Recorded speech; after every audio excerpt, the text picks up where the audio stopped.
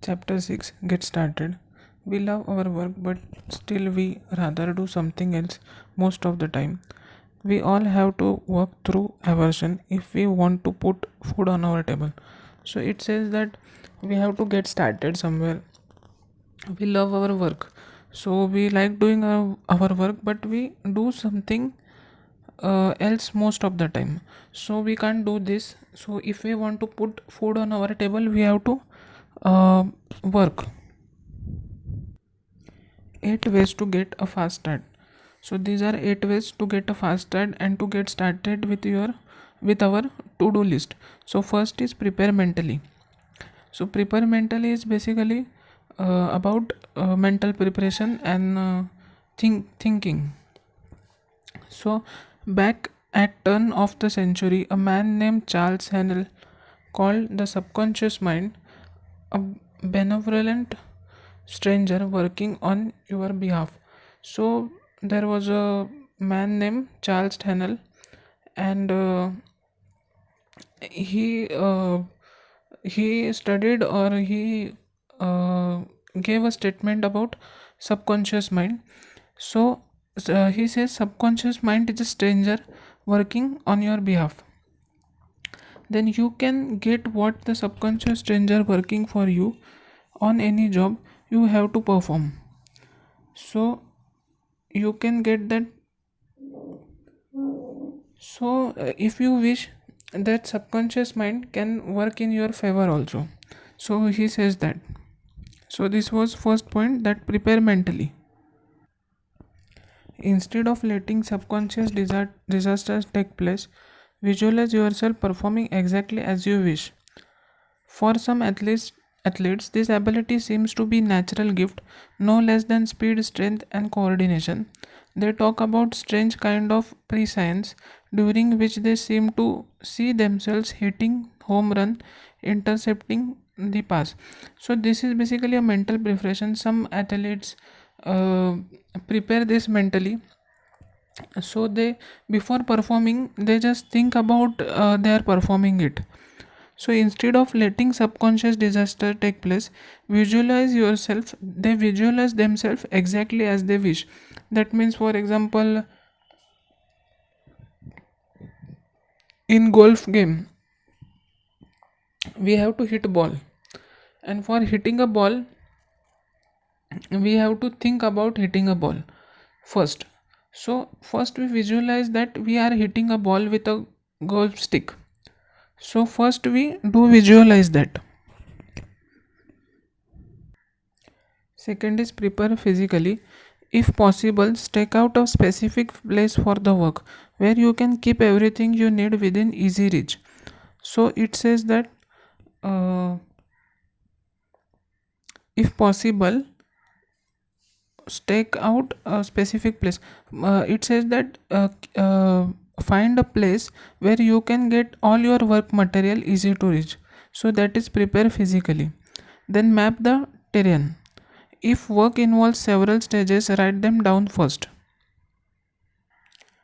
Just write down the steps or ideas in order they occur to you.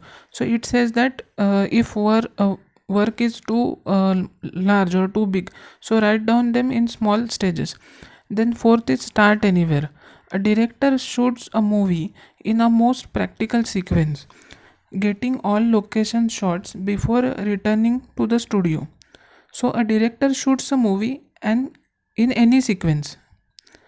When you are thinking your way through a problem, it doesn't matter where you start. Often it is a more productive to start at end of the puzzle. So start anywhere means you can start anywhere. So it is not important to be sequentially. Start anyway. The poet can afford to wait for inspiration. The rest of us do the job inspired or not. If you are good at your work, your mood does not show finished product.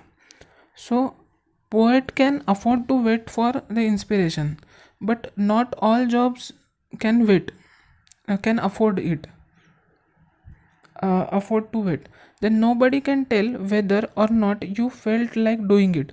So nobody can tell you while doing it, or when you have done your work. So nobody can tell whether or not you felt like doing it. So poet can afford to wait for an inspiration. Now sixth is lockout critics. There is no time for a redo. There is barely enough time to get work done in first time, and we feel eyes of boss or customers on us as we work our way through a challenge. If you do not look out critics, you will not take a chance, try out an idea, risk a failure in eyes of invisible judge. So it says that no matter what anyone says, your boss or customer or anyone, so you have to lock out critics. That means you don't have to pay attention to them. A job worth doing. As difficult as this may seem, for people who were taught to be perfect, we must realize at some point that our best intentions, planning, and effort count for nothing if job does not get done. The product that never makes it to shelf could be most profitable in your company's history. So job worth doing means that you don't have to think that much about every product, that if this product will make profit, or if it goes into losses or anything. The product that never makes it to the shelf, that means the product that you thought that it will do loss, or it will not make that much profit. So sometimes it could be most profitable in your company's history. So don't think too much about job worth doing. So that means, is this job worth doing? That means, is this task very important in our work? So don't think about that. Now, eighth point is stop before you need to. Most of us just keep punching until we make a hole in wall. But some individuals receive problem solving inspiration while engaging in activities not directly related to task. So that means, uh, stop before you need to. That means, it is sometimes it is also possible that there is another solution to a same problem. So we have to think differently also, and we have to stop before you need to means, uh, we can also engage in activities not directly related to a task. Means, there can be another solution to a similar problem, to a certain problem. So we have to think about another solutions also. So it is not necessary that you find solution in a certain way. You can find the easy solutions also. So that means stop before you need to. So this was 8 point.